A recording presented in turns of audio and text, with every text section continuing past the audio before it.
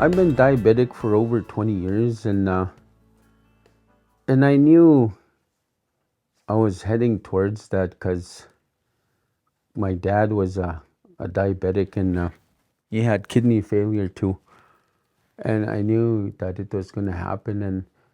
And as time went on, I started getting sick, noticing my body. There's things happening to me. And, um, and finally last fall here, October, I I went and seen a kidney specialist, and that's when they told me that my kidneys were failing. My dad was diabetic himself, and he got his leg amputated. I used to take him to his dialysis, and I used to go sit with him in the hospital, and I seen what he went through his sickness, his diabetes, and at that time when he was taking dialysis, I didn't understand what hemodialysis was, and then they put him on home dialysis, and me seeing him like that, and being a diabetic myself, and I knew my kidneys were gonna fail, like because to be honest, like I didn't take care of myself, because I travel, and then I ate like whatever and what, and I knew, like in the back of my head that this was gonna happen, and when that time came for me, when I was told that my kidneys were failing, like I thought my life is going to be over. And so I sat down and talked with my mom, my siblings, and I gave up, you know, I gave up in life. I just said, Mom, I'm going to let it kill me, I said. And they didn't say nothing because of what I seen through my dad, and I didn't want to go through what he went through. After a while, I was taking my treatments. I started to feel better. My legs were starting to shrink. My stomach was big, but now it shrunk. And I can breathe easy now. I see it in a different way now. Being on dialysis is not, it's not a death sentence. Don't wait till later. Don't prolong it till later, because if you do it, it's gonna affect you more. You may have to do a little traveling, but that's okay. Like I look at it as I rather take care of my health than trying to be home. I have a 19-year-old girl, my daughter, and I told her, I said, and then she started crying, and then she told me, he said, Dad, fight. He said, get a kidney transplant, go to dialysis. He said, so I did that. So I changed, my mind, and now, I'm glad I did. I understand now, a little bit about it, and the support I have from my family, it's good.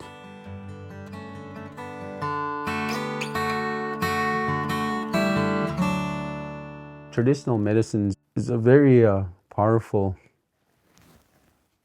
medicine, like, but at the same time, you have to believe in it. You have to believe in that medicine. You know, there's a spirit to that medicine. It's alive, and you need to talk to it, and when you drink it, or when you make it, and these are just some of the protocols. So you need to believe in that and to understand it that way, and then combine it with the Western medication, not to play with it. And when you take care of it, it takes care of you at the same time. It comes back to you, and in the Western medicine, I don't really understand it, but I know it works, and when you put them together, they work powerful together.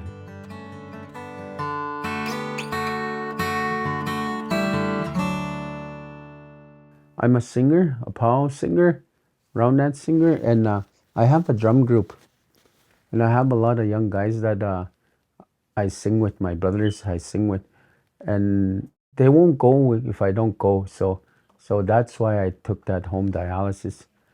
But now, uh, after considering how much this hemodialysis is helping me, I feel like a lot better when I'm on hemo.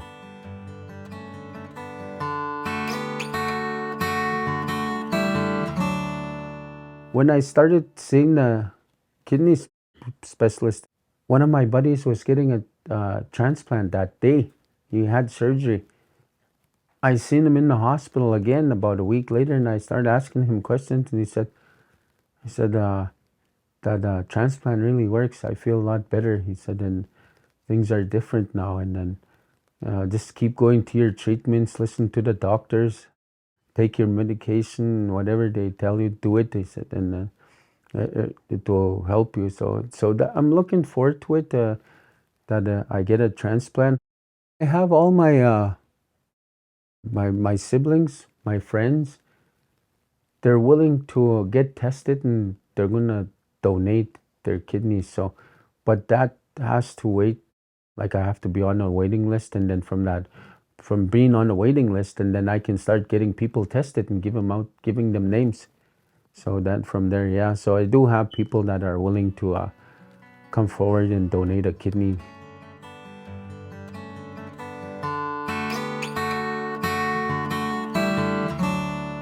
Don't wait to go on dialysis. Don't prolong it to wait. It's not a death sentence. Taking this treatment, the dialysis, it will help in so many ways that that you'll feel a lot better, more energetic, and it takes time though for us to heal and everything. Just keep going to your treatments. Don't miss your treatment. And akamimok, don't give up. That's what it means. Akamimok means don't give up in my language.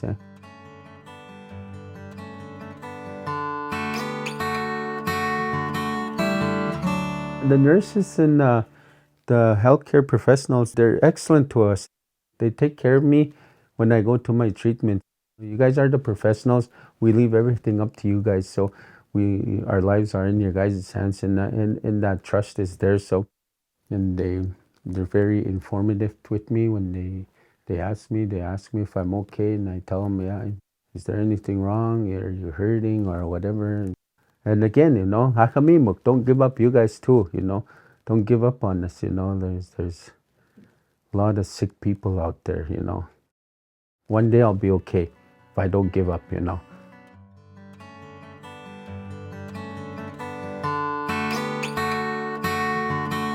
We as people are so stubborn. We don't listen. We're told not to do this, not to do that, not to eat this, and but it can be prevented. We just got to take that, that to make those right choices in life for ourselves. I can sit here and yell at you till I'm black and blue, you know, and you're not gonna listen. You're not gonna open these. This is a teaching from our elders, growing up, and a person has to be willing to open these and keep that information in there, But a lot of times comes one ear, goes out the other ear. It's up to that individual, that person, to make that choice for themselves. And it all comes down to them and their health. And if they don't want to, a lot of times we don't care about our health, as people. Because at that time we think, oh, I'm okay. There's nothing wrong with me. You can't tell anybody or help them. They have to help themselves. Like everything in life, a person has to stand up on their own 2 feet and help themselves. You can guide them with words of encouragement, not to do this and not to do that.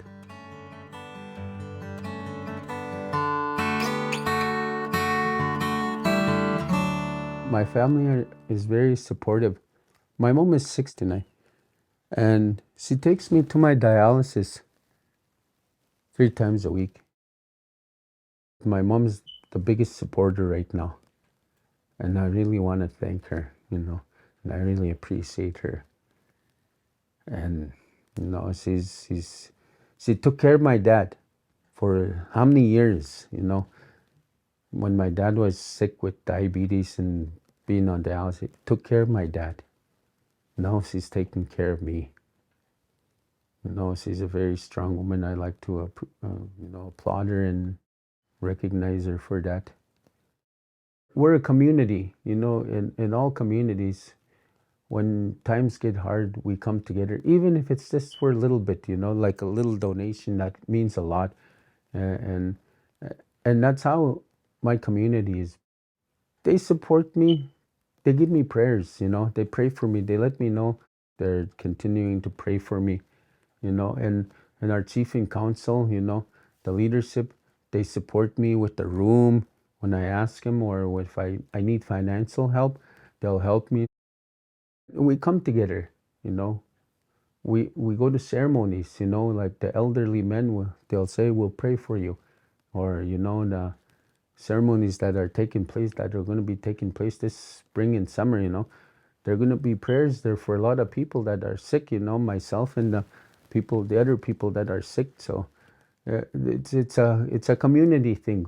As soon as one person is sick, we hear about it right away. We pray for them. So that way, it's very supportive, and that, I think that's the most important thing, is through prayer. Prayer is powerful, in the belief in Creator God, and I think that's what's more important, is that kind of support.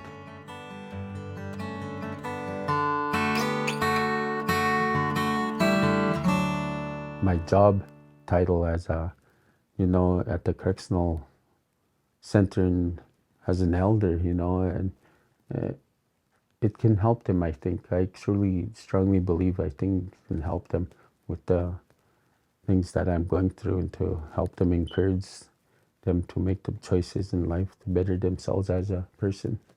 If I can get to one person, that's a lot, to see things in a different, perspective of life, and the life choices that we make.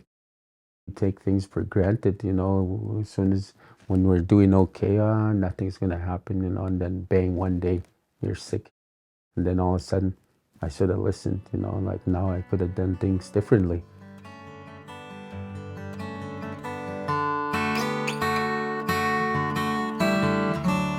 But like I said, ngakamimon. I'm going to keep going. I'm not going to give up, I'm going to keep going. So that's a very powerful word, akamimo. Don't give up, in our language. So.